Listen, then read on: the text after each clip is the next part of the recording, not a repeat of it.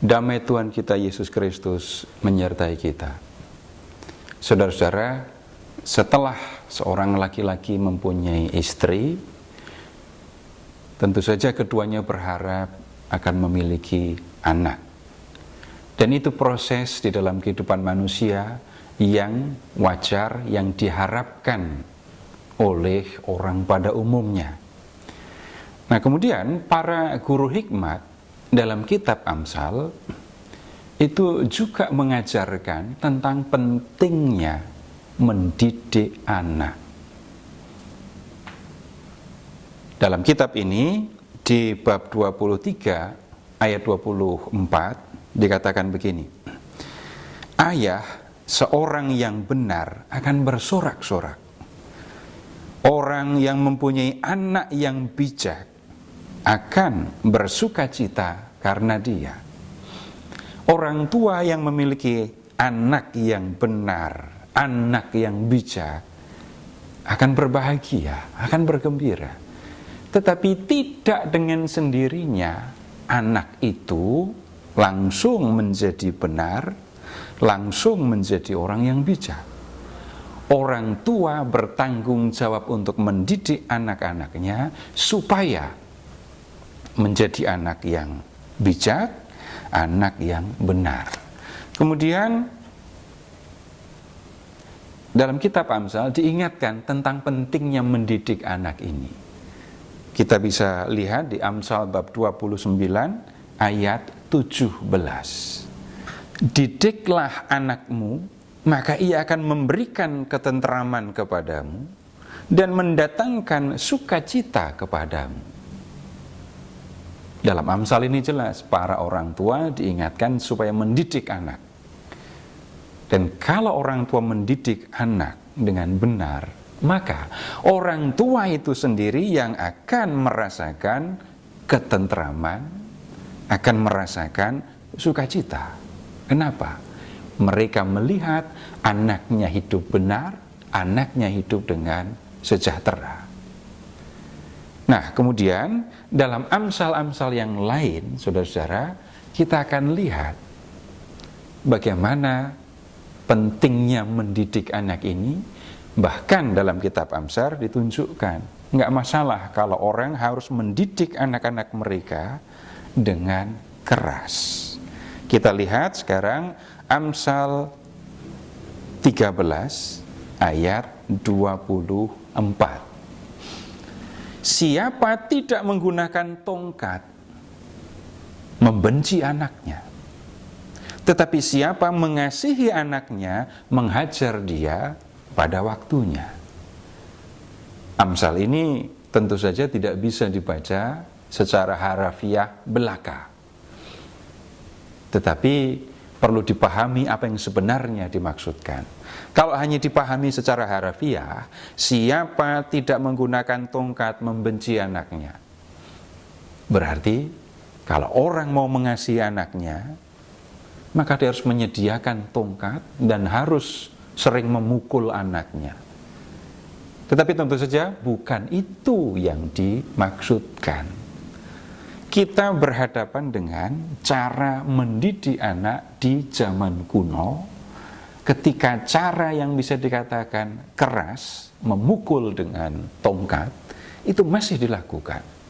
Yang dimaksudkan sebenarnya adalah kalau orang mengasihi anak-anaknya, maka orang tua akan mendidik anaknya, termasuk kalau harus menggunakan cara yang bisa dikatakan keras.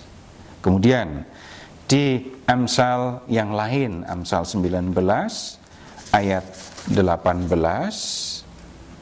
dikatakan begini: hajarlah anakmu selama ada harapan, tetapi jangan engkau menginginkan kematiannya.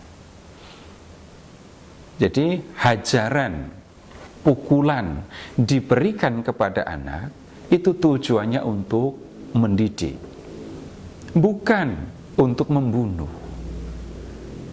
Nah, kenapa? orang mendidik anak dengan cara yang keras, dengan menghajar, dengan memukul. Kita tentu tidak bisa segera atau serta-merta menerapkan pola pendidikan modern untuk memahami kitab Amsal. Tetapi dalam cara pendidikan, bahkan di sekolah-sekolah di Indonesia di beberapa dasawarsa yang lalu, orang masih menggunakan cara ini. Ketika seorang anak melakukan kesalahan, bisa jadi dia diingatkan cukup dan langsung berubah, tidak mengulangi kesalahannya. Tetapi ada juga cara yang bisa dikatakan keras.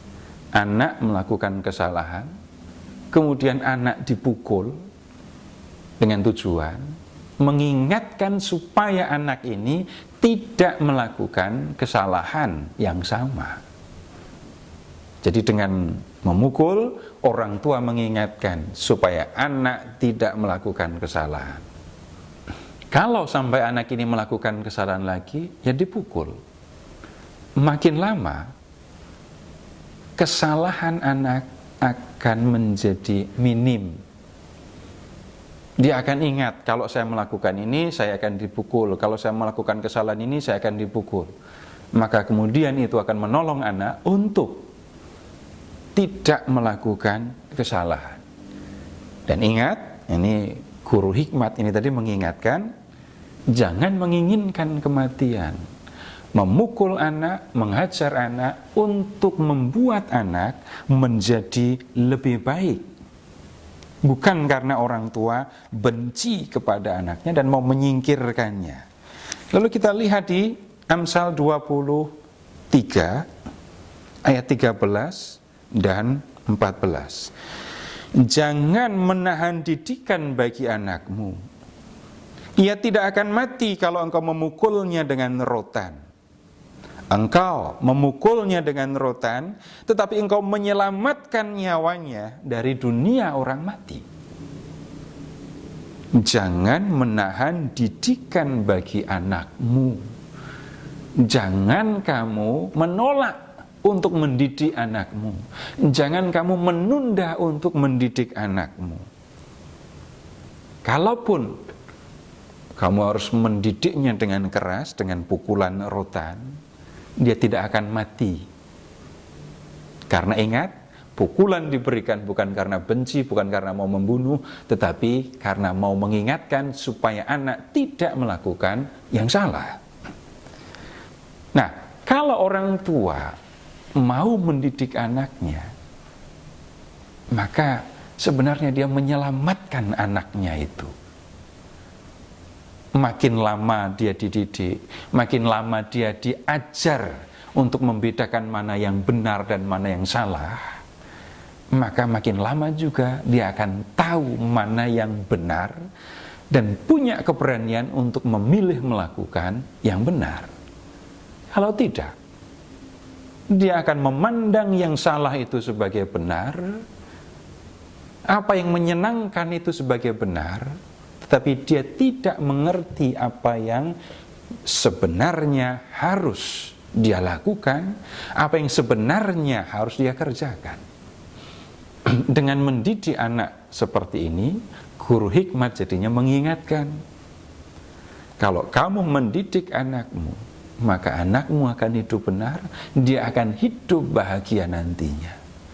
Tapi kalau kamu tidak mendidiknya, maka anakmu ini yang nantinya harus menanggung kesusahan, yang harus menanggung penderitaan karena tidak bisa hidup dengan benar. Nah, kemudian di Amsal 29 ayat 15 itu dikatakan begini, tongkat dan teguran mendatangkan hikmat, tetapi anak yang dibiarkan saja mempermalukan ibunya. Dalam Amsal ini tadi dikatakan begini, tongkat dan teguran mendatangkan hikmat. Pendidikan yang diberikan oleh orang tua kepada anak, baik dengan kata maupun dengan tindakan keras, itu akan membuat anaknya memiliki hikmat. Hikmat itu merupakan seni dalam menjalani kehidupan.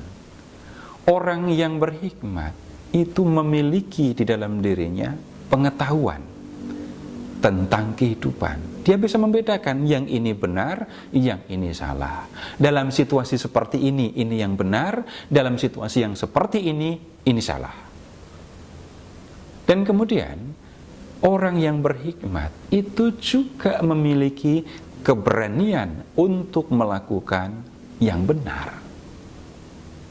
Ambil contoh, orang yang berhikmat itu tahu bahwa orang yang malas itu akan menanggung konsekuensi menjadi miskin.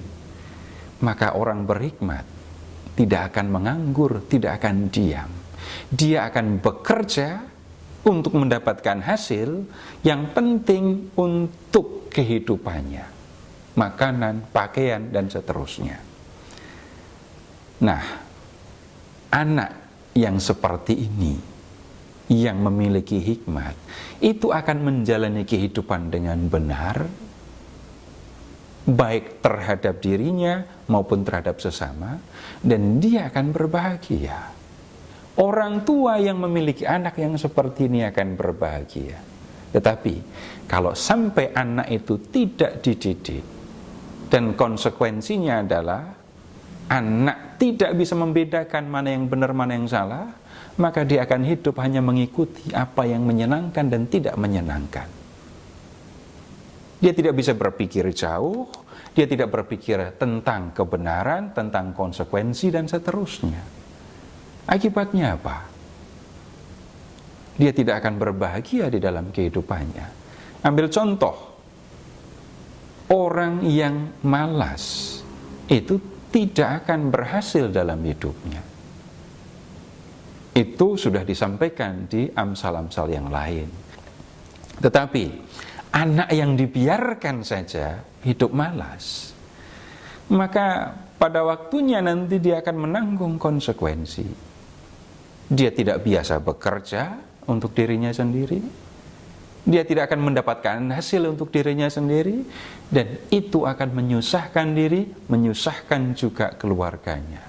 Kalau sampai hal yang seperti ini terjadi, maka anak yang dibiarkan saja itu akan membuat malu orang tuanya. Semoga firman Allah yang kita dengarkan dapat menolong kita untuk hidup benar di hadapan Tuhan.